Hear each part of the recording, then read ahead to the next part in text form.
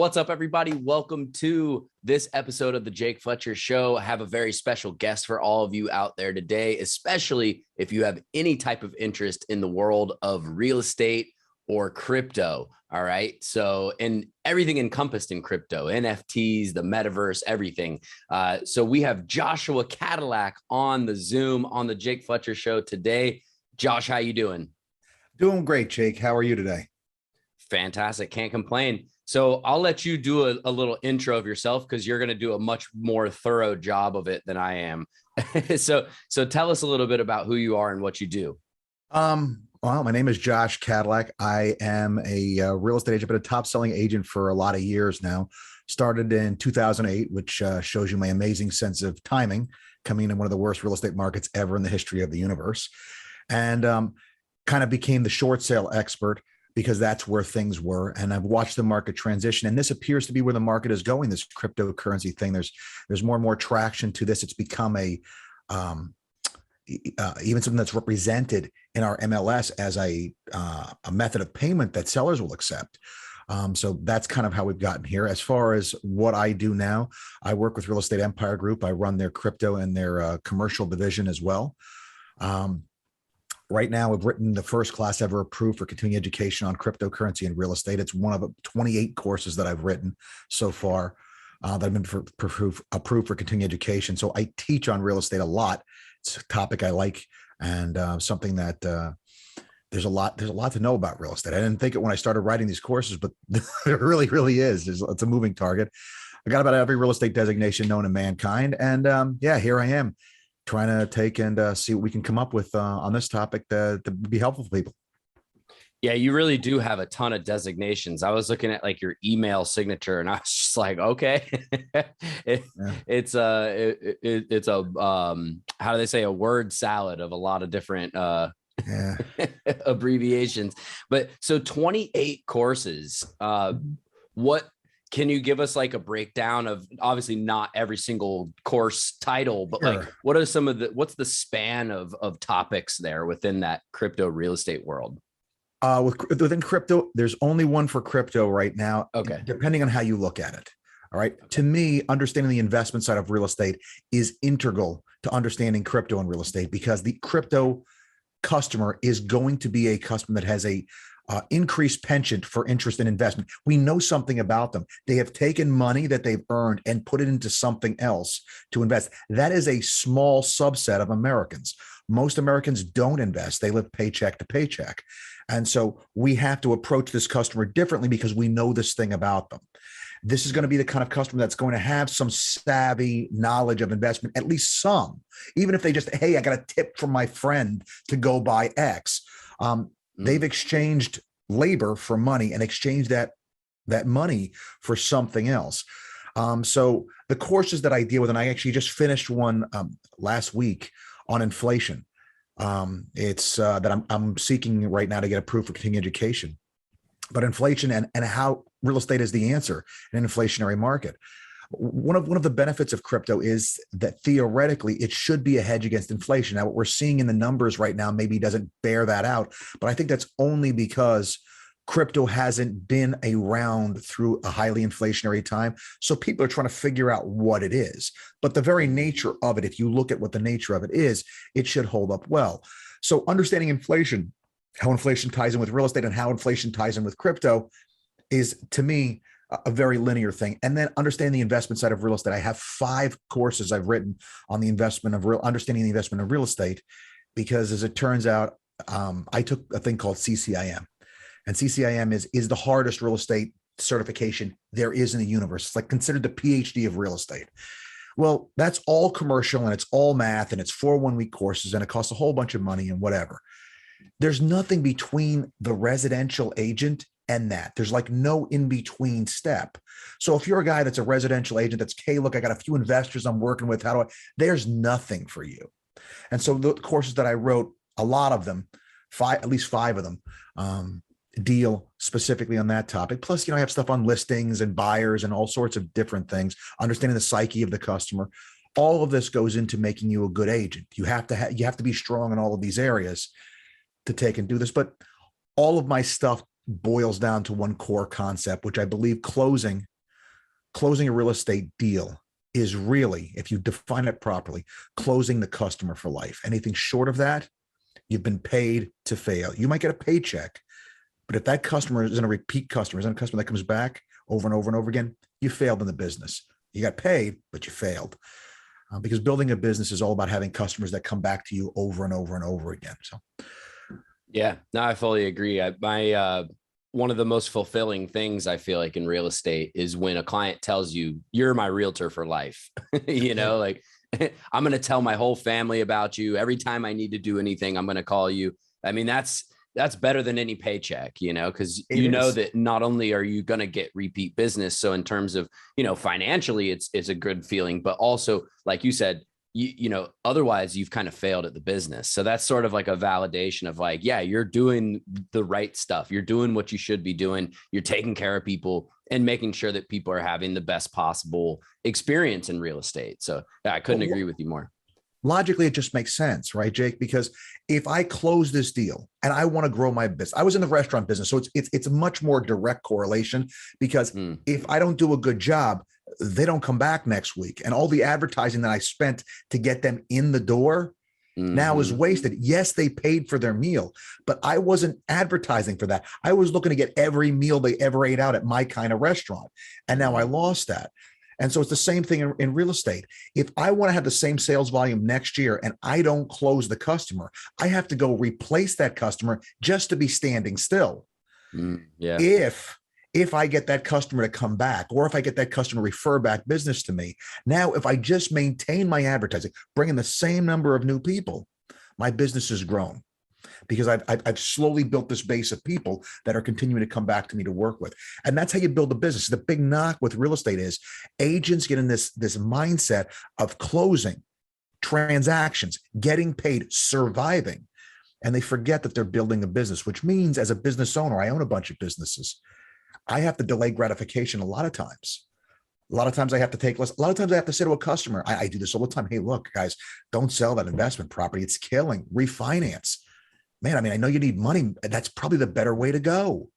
I mean, yeah, I'd love to make a commission, but these folks call me back years and years and years after we did an initial transaction because they know that I'll look out for them.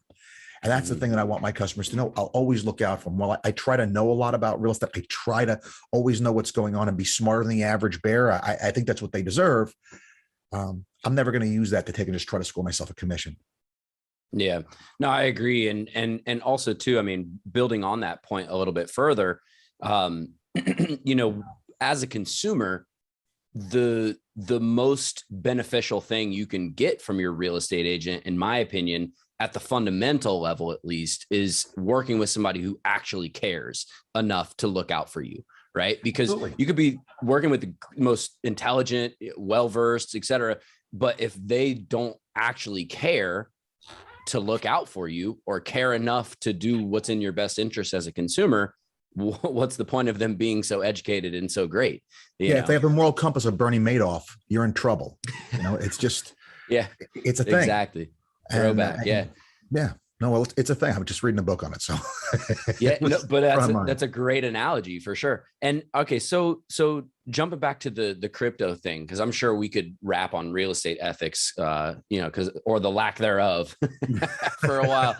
So I took the real estate course, real estate crypto course that you teach on Zoom, like last year when every single course was a Zoom and it was through the Miami Association. And that's how I initially became aware of you. And I was like, wow, so we locked in this podcast now, and I really wanted to kind of not to rehash that class, because obviously people can just go take your class and, pay you to take the class. But could you give us kind of like, if there was like a rubric for the class, the different, main sections of the class, what kind of stuff do you teach in there? Well, it's a tough thing because, this is once being a tough thing with all real estate classes in general. You have people that come in. I've been in the business 25 years. Got other people walking. I've been in business 25 minutes. Right. And so, bridging the gap so that they all get something is an important part of this. So with that class, I understand that there's people that come in that's here crypto, and they know what crypto is, sort of. They've heard of it, like they know what Bitcoin is, and that's about as far as it goes. And so I've got to meet those folks where they are. And then there's the folks that, they're trying to figure out which NFT they want to diversify their portfolio into. And that's a different subset, right? And so everybody's got to walk out happy and feeling like they got something. So the way that I start the classes is trying to meet the people that have very little knowledge first, because I want to take and try to spool them up. And the issue, this is all the same problem that I have with the investor classes, which is that when it comes to investment, most agents don't understand the dictionary, the terminology. So when it's being talked about around them, it's like they walked into a physics 408 class. Like, I know they're speaking English because I can hear and the, but the other words they're saying, I don't know what they mean. So therefore, I can't even begin to learn because I'm outside the conversation. Right. And so for me, it's building the lexicon for them first and saying, hey, look, this is the dictionary that you need. When they talk about a node, this is what a node is. This is what an altcoin is. And going through that kind of list of most common terms and explaining what the blockchain is. I actually had a video created for the class that kind of one of those explainer videos of how it works. And then moving from that, understanding what money is.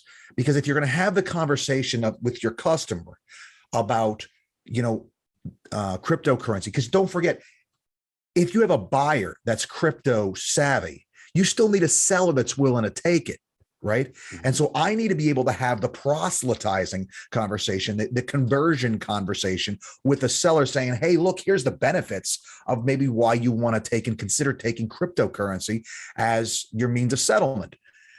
So there's a section there talking about what money is, how we've used money, what money is good for, what makes a good money, what makes a money not so good, all that kind of stuff, so that we're on the same page now. We can now compare cryptocurrency, or especially Bitcoin, because that's the one consistent one that we can point to, right? Compare and contrast going forward. And then we talk about what's going on in real estate now with cryptocurrency. What we see coming in the future with real estate and cryptocurrency. And that's kind of the path the class takes. Yeah. No, and I think you do a really good job in that class of bridging that gap of people who are kind of just starting out and the people who are a little more advanced. Because, at the end of the day, the average age of a real estate agent is what, like in the 50s, right? Late 50s or something like that. It depends on where you go, I think. I mean, down here, it might be a little bit low. Yeah.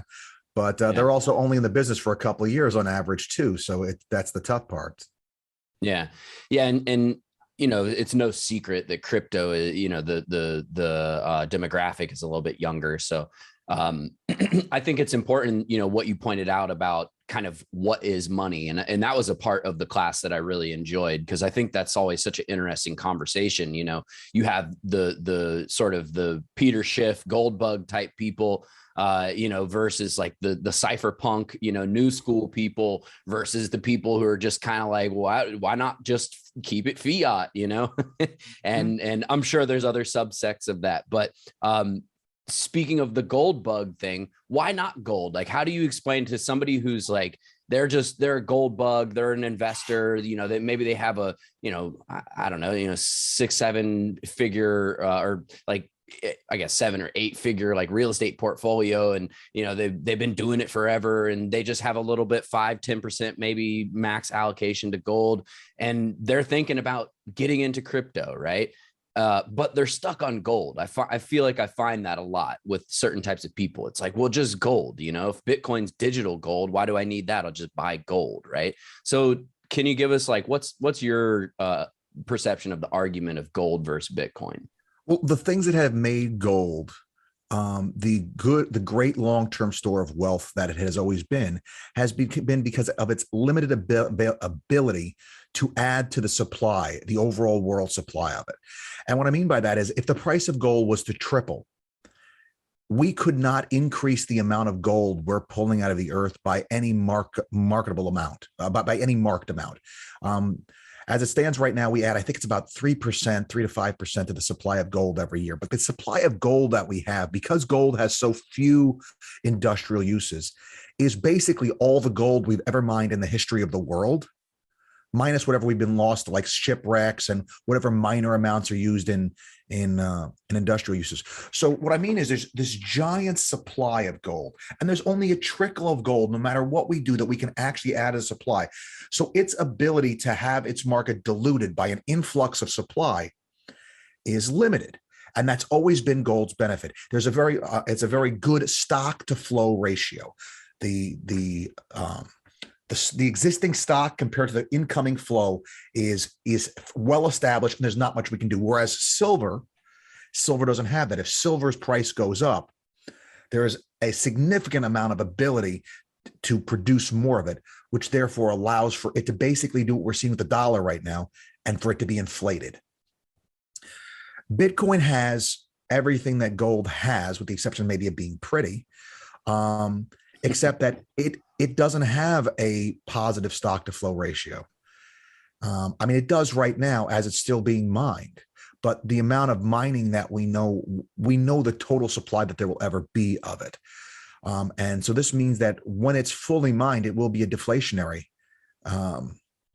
coin, which bodes well for those holding it. You've seen this in Japan, where they've passed a lot of deflationary laws because they have a very old population that it's in their vested interest to make sure that their fixed incomes do really well. So they deflated their money, which has killed young people. Young people Right. can't make money to afford to live. So those holding Bitcoin will do well as the stock to flow ratio, which obviously as the halvings happen and how much Bitcoin is being released into the economy until it completely is used up, that flow is continuing to be reduced. So you have the benefits of gold, but you have some things that gold doesn't have. Portability. Portability is a problem with gold. It's heavy. You can be robbed of your gold if you have your gold on your person. If you're transporting, what do you do? Have armored cars and guards? If it's robbed, who do you complain to? Who's the insurance carrier covering it? Now, with Bitcoin, you run into other problems, which is the idea that now you are the bank. And if you make a mistake, it's on you. So there is this individual, there's no customer service department to call. So there's that piece of it. But my position to them is this. I really wish Bitcoin was a lot more prevalent when Mr. Chavez was running Venezuela and we were limiting how much money people could take out of that country because of how many people that lived good lives, played by all the rules, did everything worthwhile, and are now destitute because they hyperinflated their currency and they did not have the ability, the portability and transportability to take and exchange their money for this other thing that gets them out. It empowers them to move. And with gold, you kind of have that if you can get it out. Mm-hmm. Yeah. There's my crypto, right? It's much more tied directly to me. So I would say that there is that. And I mean, with gold, always there's this percentage. You buy it, and they charge you something when you buy it.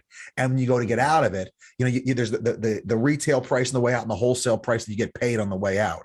And so, the exchange isn't always perfect, especially if you're like in coins or something like that.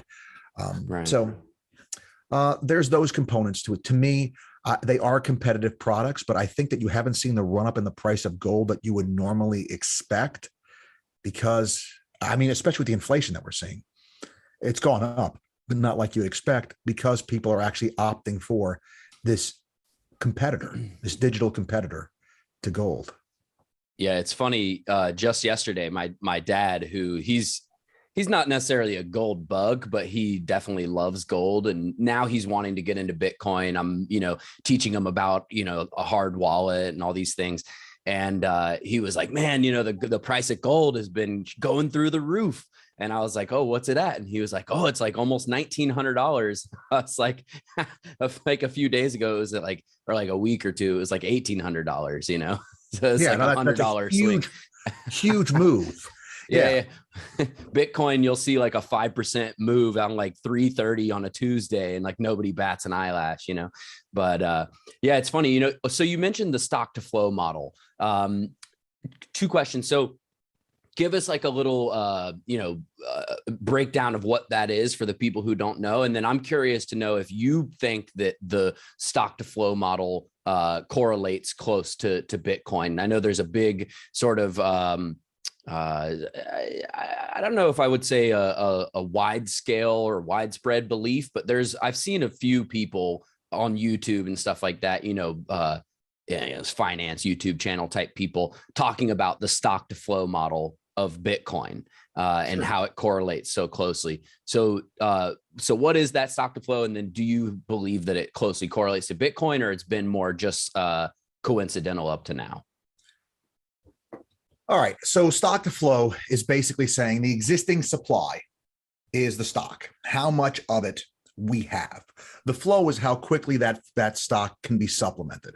In the case of gold, as I said, because the process is so difficult and arduous to do, we only have a limited ability to increase the amount of flow going to the existing stock of gold. And because the stock of gold is so large, because it doesn't really get reduced in any marked way, it's this constantly growing. I mean, what else do you use it for except jewelry? I mean, there's a few electronic uses but I mean, you can use it in such infinitesimally small amounts. It's not worth discussing. When it comes to, so just putting that idea out there, if we compare that to the dollar, what's the stock to flow ratio of the dollar? It's whatever they say it is. Right. I mean, as it stands right now, the statistic from the inflation class that blew my mind is that in the last 22 months, 80% of all US dollars were created. Wow.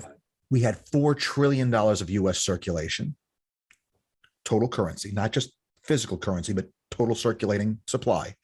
It's now $20 trillion. Now, if I was in the stock market, Jake, let me ask you this question. I'm sure you know this one. If I was in a stock market and I have a stock split 5 for 1, all right, it was a $100 stock. I had 1 share. I now have 5, right? The price was $100. What's the price now? 20.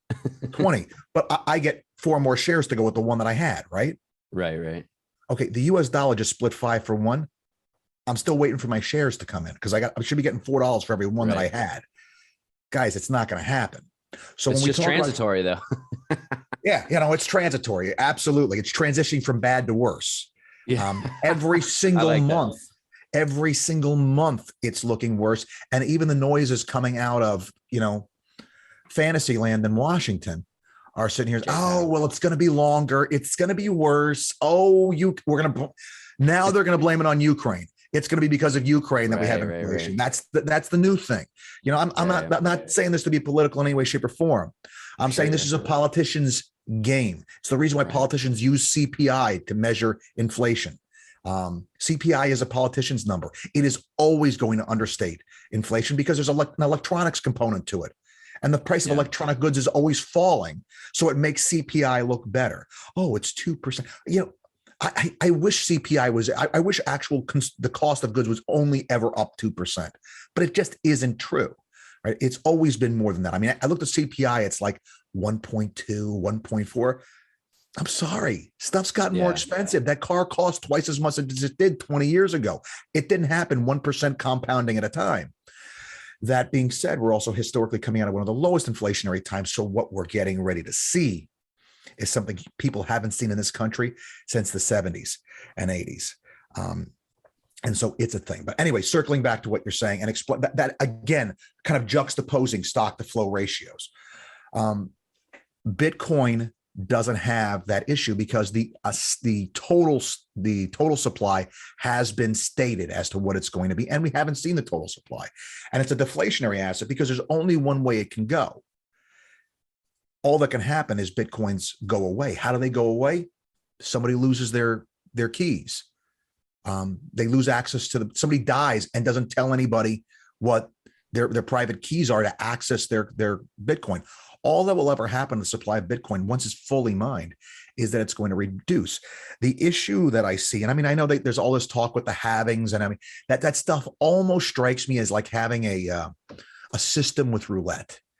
People are looking in hindsight at what happened and now taking and trying to dictate what's going to happen going forward. I mean, I was at a crypto event where everybody was predicting Bitcoin at 100,000 by the end of 2021, and we were close to 40,000, right? Everybody's got a system and is trying to figure this thing out. I think what's actually happening is the investors are trying to figure out how this thing fits in the world of investment that we have existing. Mm-hmm. That's the reason why it's at 30, what it was, 37,000 this morning. And it was getting its butt kicked early today. It looked like it was taking a big red dive. And how does that make sense with all the inflation that we're seeing? Again, I think it's never existed in a highly inflationary market, at least in the US. And understand this too, it's a global thing.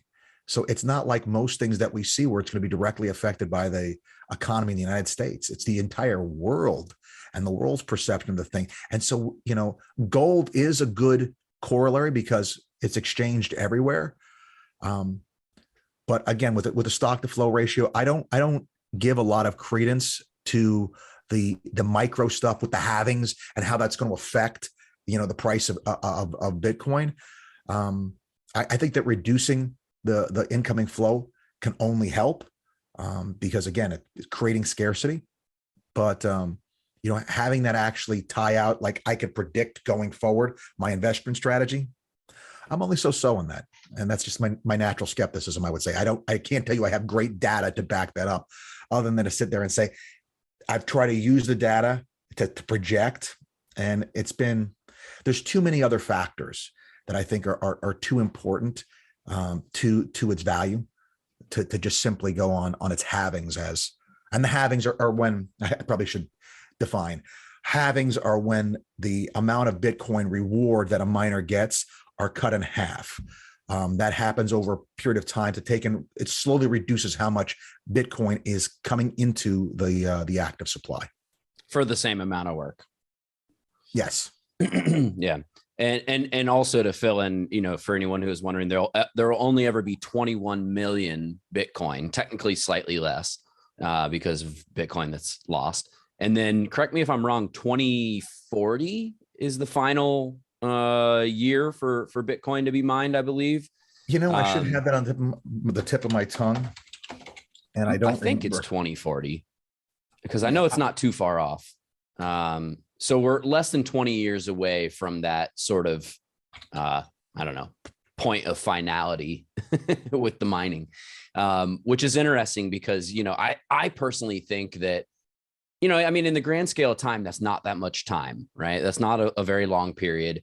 However, it's long enough, I feel like, where it creates enough time for the price of Bitcoin to have a lot of more upward momentum in the next 18 years. How do you feel about that? It's longer than that, actually. 2140. You're 2140. Okay. 2140. Yeah. We hopefully we won't see the last of the Bitcoin get mined. The last full Bitcoin will be mined sooner. I kind of remember it being a pretty good ways off, but the amount of Bitcoin that's coming out now is very small compared to the existing supply. Right. And so it's good actually, because it's going to continue. My concern would be when those rewards go away for the miners, what is going to be the method of compensation to keep the ledger up to date? But that has been pushed off. And obviously transaction fees, a transaction fee model, we see works. That's basically kind of what, if you want to call it the gas fees on Ethereum, will kind of wind up being, right? Right. Some sort of compensation for those verifying transactions.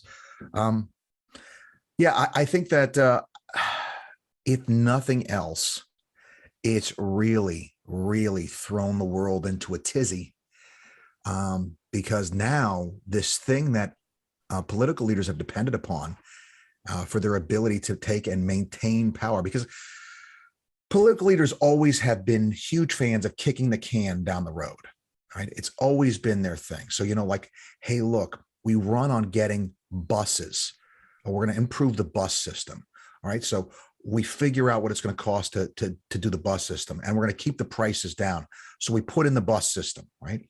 And now they come to you as the mayor of the city, and they say, hey, look, we got to maintain the buses. Otherwise, they're going to break. And they say, well, you say as a politician, what's it going to cost? Well, it's going to cost, we're going to have to raise the fares. Well, I ran on keeping the fares down for the buses. Well, how long will the buses last if we don't maintain them is the next question out of the politician's mouth. Why? Because he's trying to figure out how that lines up with what the reelection cycle is. Well, yeah, exactly. Yeah. Because there's not always a vested interest in doing what's best for people. And so this winds up being a situation. I mean, it's the reason why I'm actually surprised to see places like El Salvador where they've made Bitcoin legal tender. Now, they were already using the US dollar as their money, but that was as a reaction to all the funny money stuff that had happened in that country before. But I mean, for a politician to abdicate that kind of power, politicians don't walk away from power very easily. And I mean, you can see the tremendous pushback in this country. You know, I just saw a thing, you know, there needed more research before they come up with a crypto US dollar. Right. And so, you know, everybody wants to get in this thing because taxation is the lifeblood of this whole thing. And if they lose the ability to take and track stuff, which, you know, in this country, they've done a lot to try to limit that with the KYC stuff, you know, for the FBI to basically track your cryptocurrency it's a thing. I mean, if you really think about it, you know, how insulated is it? Because that's one of the other benefits that cryptocurrency has is that, hey, look, it's yours and nobody necessarily knows that you have it. Well, now that's not necessarily quite as much so, and there's tremendous pushback against that. So seeing how that shakes out is going to take and also affect the value of that Bitcoin. You know, it's a laundry list of benefits that it has, right? And so as those things either go away or are augmented, they become an even better benefit. It's going to largely determine the value of the thing overall, you know, if that makes sense. Yeah, no, totally. And, you know, another thing that affects or seemingly lately has been affecting the rate of Bitcoin is there's a tremendous correlation between the NASDAQ 100 and Bitcoin, which I find really interesting. I think it's like 0.66 correlation, you know, so I mean, 2/3. I mean, that's not a coincidence, you know what I mean? In my opinion, it's seen, I think, by a lot of investors as a tech stock. And if you look at the way that it's bought and sold like a tech stock. And I mean, especially a lot of the utility coins and you know, the other stuff. These are projects, if you will. I mean, this rings back 100% to the early days of the internet stocks and what was going on, and it behaves very much like those internet stocks. I mean, my father was a large holder in a couple of little companies like Yahoo and eBay and Google. He was all over those way back at the beginning. And I mean, the volatility was insane, insane. And he had to have a strong stomach for a few years. Oh, yeah. Oh, yeah. And, you know, if you leverage any of it, you know, the margin call one day only to be up, you know, 40% the next day and bouncing all over the place. But what you forget, but what you got to remember, I would say, is how many of those got absolutely wiped out in the process. Those names that, you know, were huge that if you were lucky, got bought out. If you're not, they just ceased to be because it was such a quickly developing thing. These folks that had tremendous promise. And so I feel that there's going to be the same shakeout in crypto. Now, is Bitcoin AOL? Well, AOL got merged with Time Warner, and they did okay for themselves, I'd say, overall. But they're not what they originally were. But they were one of the original players in the space, right? Right. You know, so or are they Microsoft? You know, I don't know. You know, what is the corollary? But I think that for the investor's mindset, the folks, I would say there is a large subset of investors that don't necessarily get it, but get that it's a thing that's coming, that's got benefit. Like they don't have, any use for it. They're not looking to take and be an early adopter. They think it's something that's going to have legs. And so they're trying to get in it now, and they want to get in and they want to get out.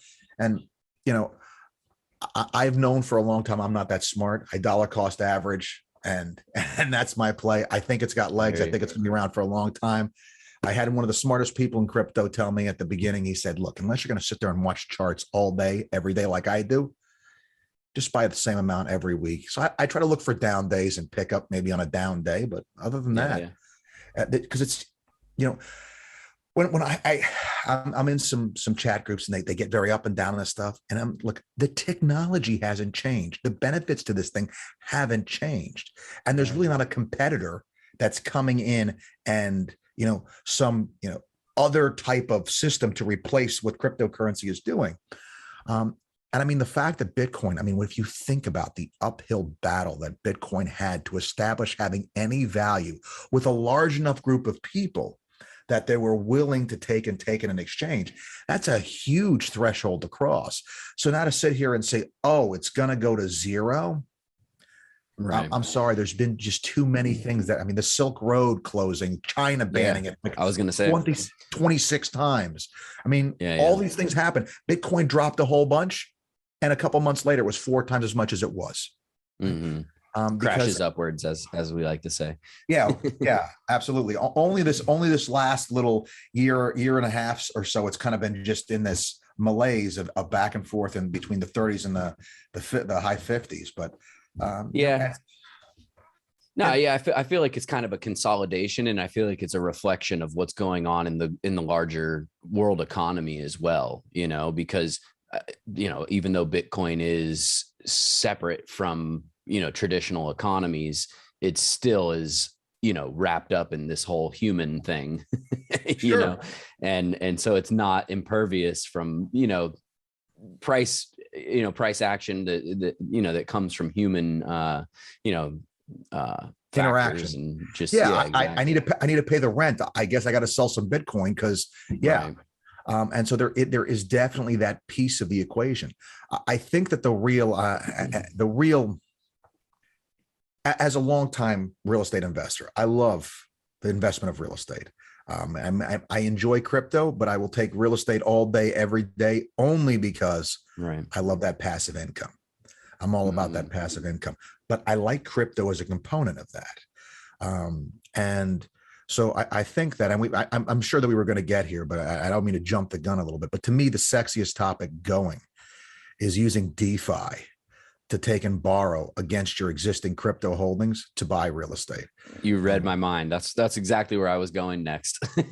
Let's go. That is a game changer, because the issue is if you've made any money in crypto, the only option you have is to create a taxable event by selling your crypto, and then having to pay, first declare it, then sell it. It all hurts my feelings, because I know as a business owner, as an investor, the very last person that gets paid is me. And the person that gets paid right before me is the government. So whatever I cannot pay them is more than I get to keep. I was here taking the risk with this stuff. Where the heck were they? Why do they get a piece? They weren't taking the risk with me, right? And so real estate investors have done this throughout history, right? Throughout at least the current tax codes that we have right now. You made money in your real estate, you refi, pull money out, use it as a down payment, go buy something else, right? With crypto, you couldn't really do that. Well, now you can. With DeFi, you can borrow against your crypto for fiat currency. You can use that fiat currency as a down payment, get a conventional loan on an income property. And now you have not only all of your crypto, it's pledged as collateral, but who cares? Your real estate's pledged as collateral as well on the loan. It shouldn't be an issue. You have your real estate and you have the income from that real estate. Most crypto folks that are crypto wealthy and income poor. They don't have income to show, so they can't buy a house. Yeah, they got to go live in a trailer park, but they got $20 million in crypto. Right. My current move is I encourage all of those people always go get the real estate, get the performing assets, go live in the trailer park for 6 months or a year. Get me the income coming from the other real estate holdings you have. Now you have income. Now we can go get you a loan at 3% down or 5 or 10, and you're only selling a limited amount of your crypto in order to take and make that happen. Or you're using DeFi again to take and try to make that happen. But to me, that's the sexiness, because the one thing that real estate does well, besides being an amazing hedge against inflation, I mean, crypto may come out and wind up being a great hedge against inflation, as good as real estate. I don't know. It's tough for me to see that, because real estate wins on inflation 3 ways. And it's really tough for a currency to do that as well as real estate does it, but we'll see. Not to mention the tax advantages of real estate that you don't really, don't have that in crypto. I mean, I did one in a class the other day. We were just looking at how much of the income was protected from taxation in a state like it was like an apartment building, right? And so we had the depreciation, we had the mortgage interest tax deduction, had 80,000 in net operating income. We had 67,000 of the 80,000 protected from taxation. We had deductions for 67,000 of the 80,000. There's only 13,000 of that income. Now, when it comes to your ordinary income, what percentage is protected? Well, I guess I got a kid maybe, and like you're scrambling for deductions. With the real estate, it just comes. It's baked in the cake. You can't even do anything about it. You have to take the depreciation. You have to take the other deductions. So I mean, it's a beautiful thing, and it helps you offset your gains elsewhere. So it's really good stuff. And so the idea of baking that into the cake with crypto, to me, it's an easy fit. And I mean, you have people that typically tend to want to be protected from inflation and all the effects of fiat currency. The dirty word, the 4-letter word in any crypto convention is fiat, right? I mean, people say it almost like they're spitting, and they got to puke as they say it. It's fiat. I mean, it's the real F word. It is the F word of cryptocurrency. The real 4-letter F word. It really is. And so, figuring out how to take it and minimize that, it is a good thing. I mean, to me, that is one of the 2 most interesting applications of cryptocurrency when it comes to real estate, is marrying the 2 things together and broadening somebody's portfolio in an inflationary protection method. Because again, the crypto investor tends to be more inflation concerned because they're concerned about all these problems with fiat, inflation being one of the biggest ones. And it creates a situation for them where they have income, they have tax advantages. All of those things aren't things that you typically get with cryptocurrency, other than you're paying capital gains rate, which is, at least a reduced rate, but that's about it. Yeah. Another reason I'd rather make passive income and take tax deductions and have appreciating real estate and all this stuff over, leveraging my crypto to buy more crypto, which I know people, who are doing that. It's something about the stable coins, that I wonder how many people are,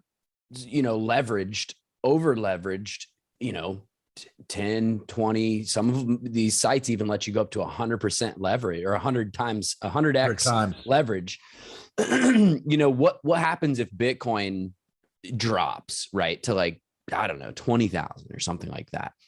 I mean, what's that? They get wiped out. Yeah, exactly. Like all these stable coins that people are getting interest on or over leveraged in. I mean, what happens to the crypto market in that case? I mean, you don't have actual, I mean, obviously there's no price controls for crypto. And if there's a run on it like that, who's to say that demand is going to be similar afterwards? Whereas real estate, there's always going to be some form of demand for real estate. I mean, ostensibly, unless, I mean, there are some situations, I mean, like we brought up Japan earlier. They have a residential real estate market where the homes are built. Apparently, I'm not Japanese, obviously, but apparently the homes are built very cheaply and therefore they depreciate over time rather than appreciate. And really, you're really buying the land. We have that situation with mobile homes. Right. Mobile homes depreciate. Yeah. Mm-hmm. Yeah. And oftentimes you don't even own the land with a mobile home. It's a land lease. Yeah. So, that's one thing I'm really concerned about with like the stable coin market is, there's a lot of, I think, people who are over leveraged in that. And if once the party stops, it'll stop quick, Well, the question is who those players are. And if this was years ago, I might think that it could be a wipeout event kind of thing. But there's too many big players that are disciplined in the space now, too many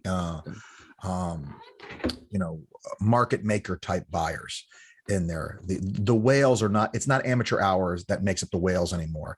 These are countries that are buying. These are big investment houses that are buying.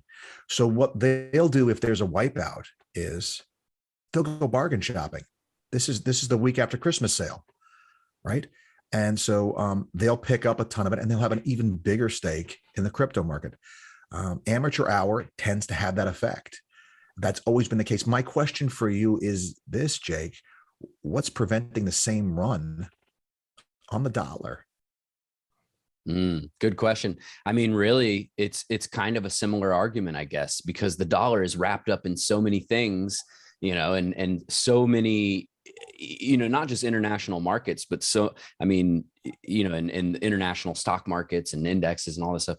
I mean, not just all of that kind of stuff depends on the stability of the dollar, but also the financing of entire countries, the petrodollar. This is a major component of our global economy. So I think it's a similar. God, I'm sorry. No, I was just saying, I think it's a similar kind of argument of, there's so much at stake in terms of the amount of large players that are involved in the fiat experiment. I think that's the one thing, that's the one string holding it all up, that sure, it could get snipped, but I think the phrase is really, it's too big to fail. Too big to fail, yeah. And yeah. I think that actually Bitcoin has gotten to that same level as well. I just think that it's become there's enough people with a vested interest in making sure it maintains its value. That I don't think that there's people that will definitely take advantage if it falls. But I don't think that its utility is such that I don't think it goes away. I mean, don't forget there was the internet winter that occurred where you just had this complete wipeout of all those stocks. But my question always circled back: has the quality of the idea that underpins the whole thing, has it changed? And no, decentralizing money, having a way to pay people that, it's a holiday today, right? I got to go get money and send it to some guy in Serbia because I want to book a hotel room in Serbia for a conference that we got to have, and I have to have the money there today. I'm out of luck. Or I can hop on my phone and send him exactly what he needs without bothering anybody. And he knows he got it. I know he got it, and nobody else has to be involved. Yeah. And, that all of this, trusted third party stuff and all, to me, when somebody actually used a similar example one time, and to me, that's when it clicked. How many times have I needed to get a wire done? I had a real estate deal. The customer was in Germany. It took like 14 days for his wire to hit our shores. Because obviously after the guy's bought, 12 properties, he's obviously a terrorist from Germany because we have so many of those, so they have to take and flag it. And, come on. If it was Bitcoin, it would have been done within the hour. Yeah.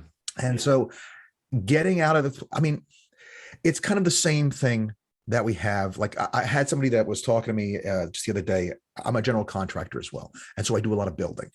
And I was talking about how COVID has made this municipalities much worse at getting anything done. I have plans that have been locked up in cities for over a year on just it's not even like a new house. It's like an addition. Okay, it's a big addition, but it's, why is it not done?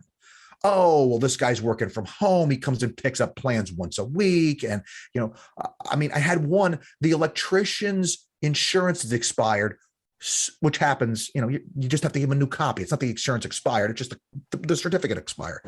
They stopped reviewing the plans, not issue the permit, stopped reviewing the plans. So the person in my class, when I was explaining this, they said, why did they get away with that? I said, well, do they have any competition? I mean, it's not like I can say, well, you know what? I'm not taking it to your city next time. I'm going to that city. Yeah. You can't because, the city it's a monopoly. And so it's still the same kind of thing. The folks, the banks that have been recharged, the wires, yes, there's other banks, but they kind of have their little cabal and they say, hey, look, President's Day, we're all closed. People have no other option. What are they going to do? Complain? Okay, who cares? It's like the DMV situation. Who likes to go to the DMV? Nobody. Me started. Why? There's one DMV. I mean, there's multiple offices, but it's still the same DMV. They have no incentive to help the customer. And so, the government has the exact same situation. Now there's a competitor. Mm-hmm. And you know what? Competition is good. I think that even if somehow magically, which I don't think could ever happen, that they were able to make Bitcoin somehow go away, I think that the fact is, because people have seen the advantage of it, human beings in general will have a better experience from their governments because they realize that a competitor can be created that can take and challenge their control of the money supply. Now, I don't think Bitcoin ever goes away. I think that challenger for the money supply, for control of the money supply, is going to stay. And as long as it's there, it's going to provide a significant incentive for them to figure out they have two ways to go. They can regulate or they can compete. They don't prefer to compete. They prefer to regulate. But I don't think they're ever going to be able to get a full handle on it. So they may be forced to actually compete and make something for us, the consumer, that's better. I agree. I think that project is already underway, and I think it's called Fedcoin. What do you think the role of that is going to be? I know I have my opinions, but above my pay grade, man. I don't know. I mean, I know economics a bit, and I know money a bit. I know they'll probably try to roll something out. Realistically, the way this is going is it's going to wind up being biometrically tied at some point, because that is the other big thing, that 24-word whatever phrase that you need to take and secure to secure this stuff is one of the big hangups with this. Once this is biometrically tied, that goes away.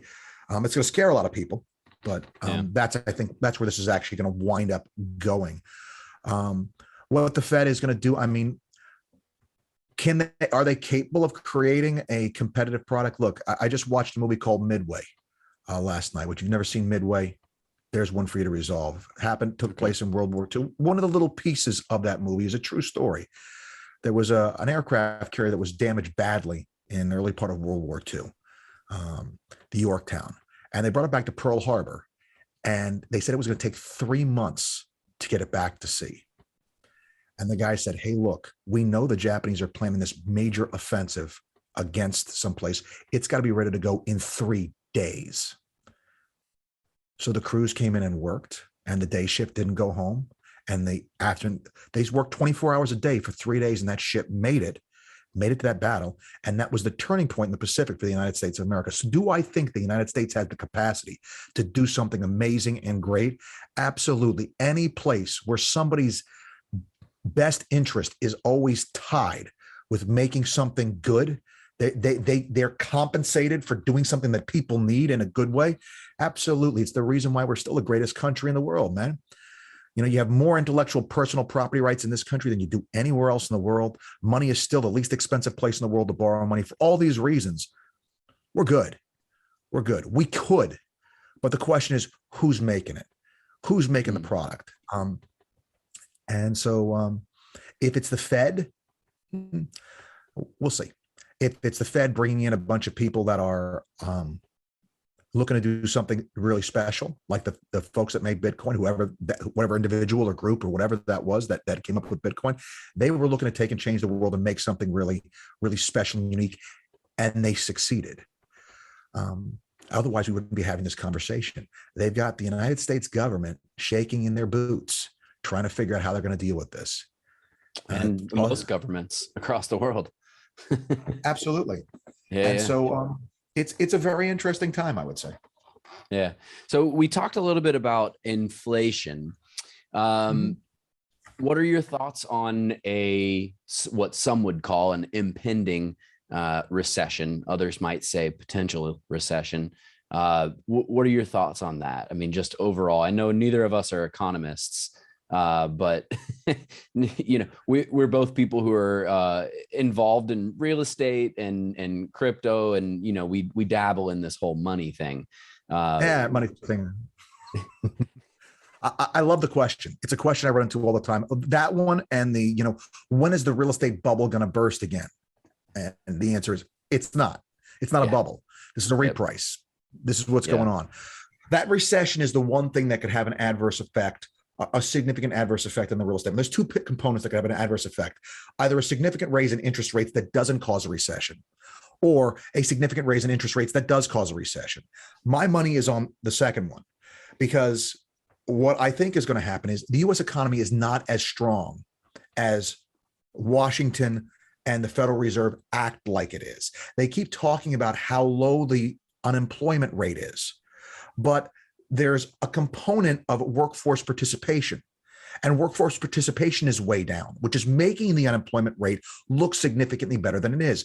The best year in this country's history on that front was 2019. 2019, going into COVID, we were killing, man. Banner year. Workforce participation was not like the highest that it had been in forever.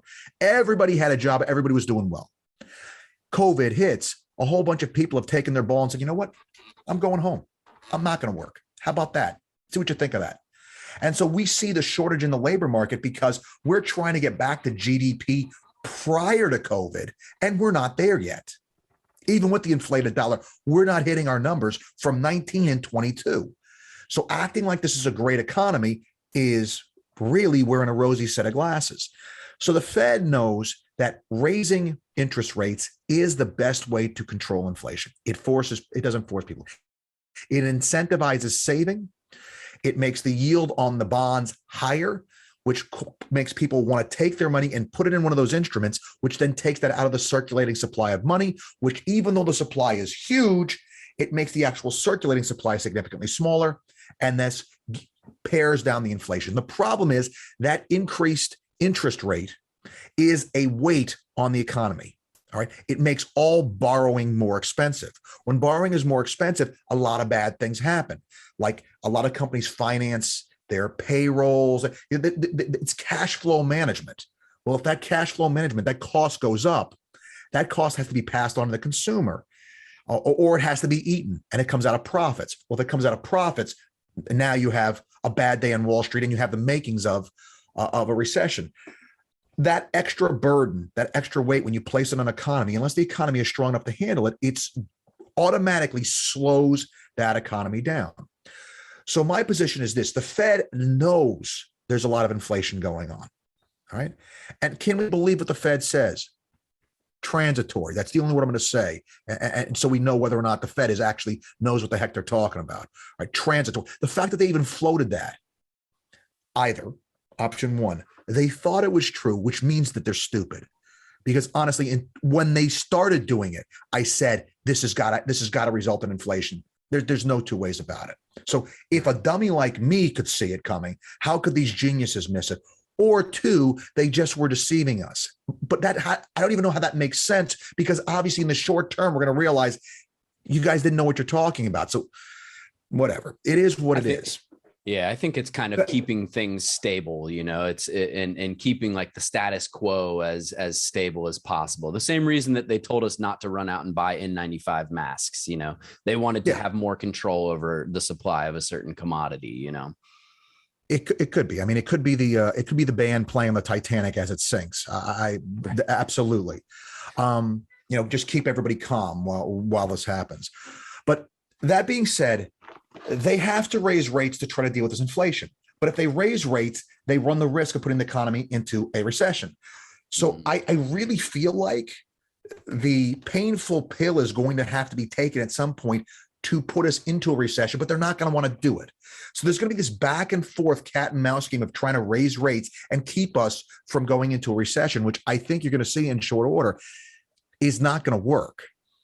I think that the inflation is going to continue because if you look at the 70s, you'll see the Federal Reserve going back and forth, trying to take and get a handle on inflation, and it's spiking back up again. It spiked like 3 different times in the 70s, all the way into the 80s when they said, You know what? Interest rates at 18% got all the way up to 21% by like 81, 82, somewhere in there. Right. And then all of a sudden, what you see, Jake, is you see this beautiful taper. Now, I mean, inflation was still high in the 80s, but it tapered its way down to the 90s, 2000s, and 2010s, where we had historically the lowest long-term, lowest segment of inflation this country's ever seen. So I think that at some point they're going to have to take the poison pill, but who's going to want to be the president looking at an 4-year term and be the one that has them take the poison pill, throw us in a recession, stagflation like we had under Mr. Carter, to take and get us back to a place of, a good lower inflation rate. Look, the benefit of the high inflation really is anybody that was still upside down from 2008, they're right side up and they have equity coming out the wazoo. Everybody that owned real estate, at least in this part of Florida, they got to be up at least 100 grand, unless you're doing something. I don't care how cheap the house was. Over the last few years, you're up 100 grand. That's 100 grand of profit in your pocket. It's a good place to be. It's one of the best times in the universe to upgrade homes, because interest rates are still, even though the yield of the 10-year bond is up to 2.02 the other day. It's still one of the best times ever to take and upgrade homes, because do we think this inflation is going away in the next 2 years? I don't think so. I don't think the Federal Reserve can possibly raise rates enough to take the buyer pool that we have and deplete it enough to get the real estate market to change its temperature. I mean, it might cool some, but it's still such a strong seller's market.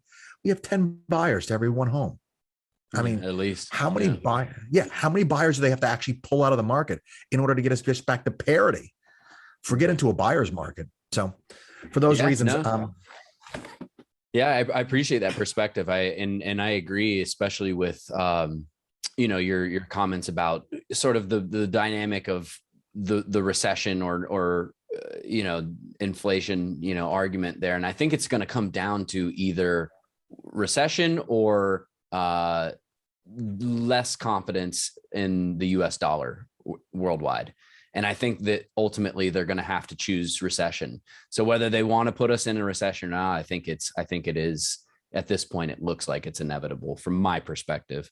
So we'll see. We'll see how it goes. And that will have a cooling effect on the real estate market. That will. Oh, for sure. And I mean, realistically, what's going on in Ukraine could have a serious, because the other, interest rates are the big one. The other really huge thing that absolutely just the albatross around the economy's neck is energy prices, especially petroleum. If fuel becomes more expensive, everything runs on fuel. Right. The deliveries, the trains, the planes, they're all using that same stuff. Look, even if you got a Tesla, what do you think they're taking and using to take and make the electricity that you're charging the car with at night? Right, It's either nuclear power, which, hey, we could talk about that. I'm a fan, but otherwise, it's going to be some sort of petroleum, some sort of earth product to take and make it go. So. Yeah. Well, let's end it on a fun one here. Metaverse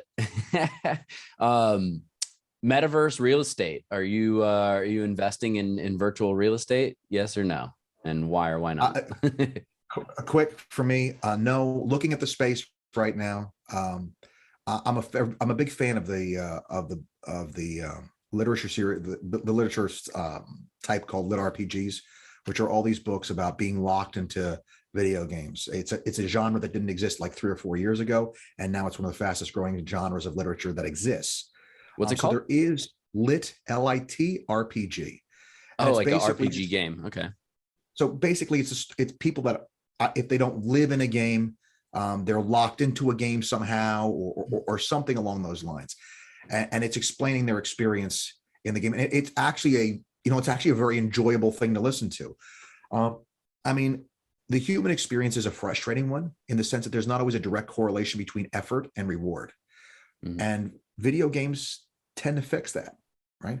And so there's definitely this movement for people to have a much more direct correlation between what they do and getting rewarded for it.